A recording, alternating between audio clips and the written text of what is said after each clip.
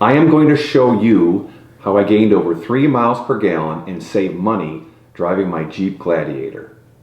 I'm Mike from MikeOverlanding, and this is my concluding episode of a 3-part series where I tested a theory that I hoped would improve my gas mileage and save me money. The data I will show you overwhelmingly supports the use of true 100% gasoline over ethanol blended gasoline. Overwhelmingly. In other words, 100% gasoline is far superior to E10 and intuitively E15, E85, or any other ethanol blended gasoline. Using E10 gasoline is my low point. 13.6 average miles per gallon was a low point when I began this experiment. The lowest I have seen it was about 12 miles per gallon. That was in high winds a long time ago. I think 13.8 to 13.9 miles per gallon is my average, in my opinion, that I have been getting using E10 gasoline. Converting to real 100% gasoline is clearly my high point. 17.2 average miles per gallon was actually the highest reading I've seen to date. I would say 16.8 to 17.0 miles per gallon has been my average of late, and I think that's where I'm going to end up plateauing. As far as the graph goes, as you can see here, I went from averaging about 13.8 miles per gallon using E10 to averaging 16.8 to 17.0 using gasoline, 100% gasoline. That's a gain of between 3.0 and 3.2 miles per gallon. That's a huge gain, way more than I had ever expected. Later on in the video, I'll show you how much money is being saved by using 100% gasoline. Why did it take so long, like 4 to 5 tanks of gas, 2,367 miles, to finally get to 17 miles per gallon? I don't know. I'm trying to figure that out myself. My driving habits and patterns did not change during this period. It's been normal city highway driving, my normal daily routine. There was a brief period of spike you'll see in the graph where I did some highway driving, about an hour in one direction, an hour back, that kind of spiked it. But it settled down again. I think it was only about 183 miles that I was traveling on the highway.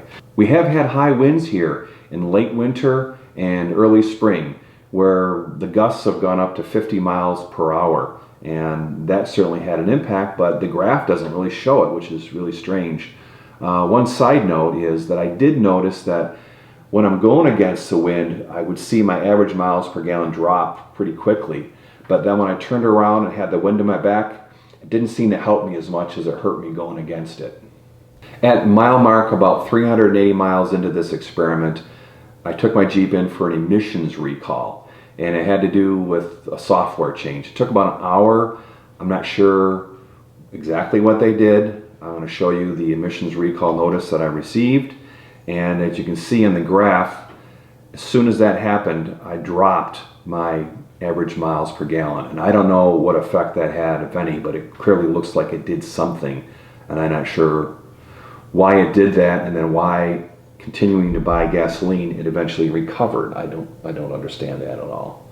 At the 948 mile mark, I did take the Jeep in for an oil change and tire rotation.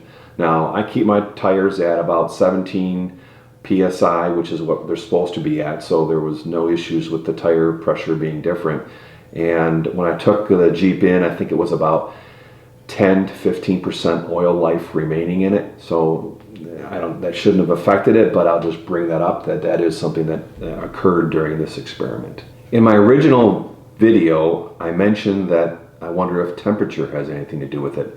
So every time I took a picture of my average miles per gallon, and it would show on the dashboard what the temperature was and the mileage on the odometer. So I recorded the temperatures and put it in a graph, which I'm showing you here.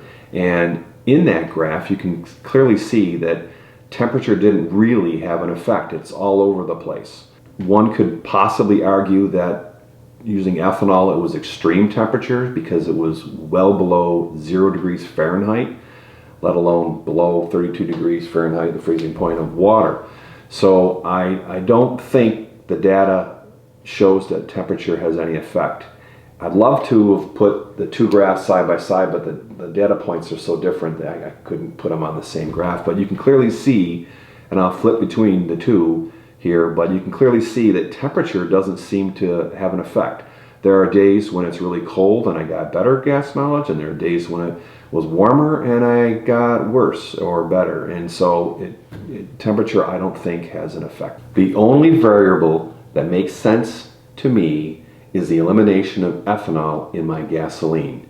The data clearly shows that without ethanol, I'm getting better miles per gallon. Here are some other thoughts on the contributing factors. First of all, this is not a perfectly scientific study, but I believe there is ample data to support the conclusion. I did city highway driving, my normal daily routine. My elevation, if that matters, is about 1,000 feet above sea level.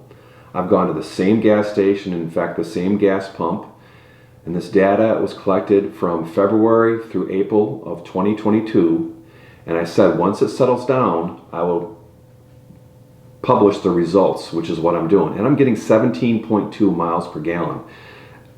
I think it's plateaued. I'm not going to continue this anymore.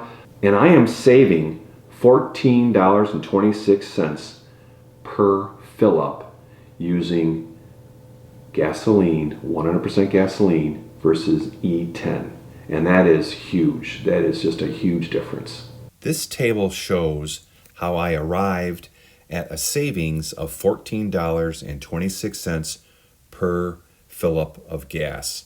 And what I'm going to do is break this table down into thirds and show you how I came to that conclusion. The first column with a heading of start shows where I began the experiment, and it shows using E10 gasoline, my actual average miles per gallon at that point was 13.8.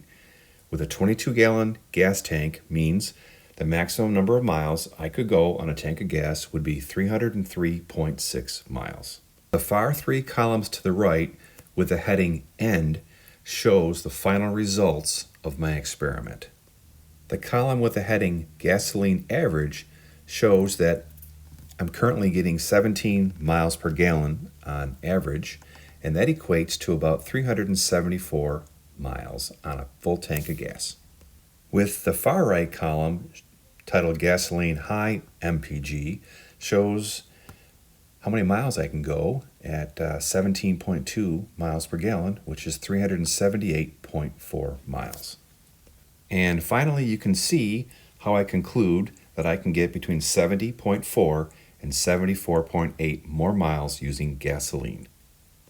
This table shows the cost per gallon at the pump to fill up using E10 and gasoline. I multiplied the cost per gallon times a 22-gallon tank to get the total cost to fill up the tank of gas with either E10 or gasoline. Then I calculated the cost per mile, and don't forget, using gasoline, we can go between 70 and 74 more miles on a tank of gas. So hence, it costs less to use gasoline than it does E10. In this table, I calculate the true cost to travel on one tank of gasoline. Now, I use 378.4 miles because that's the amount of miles I could go using gasoline.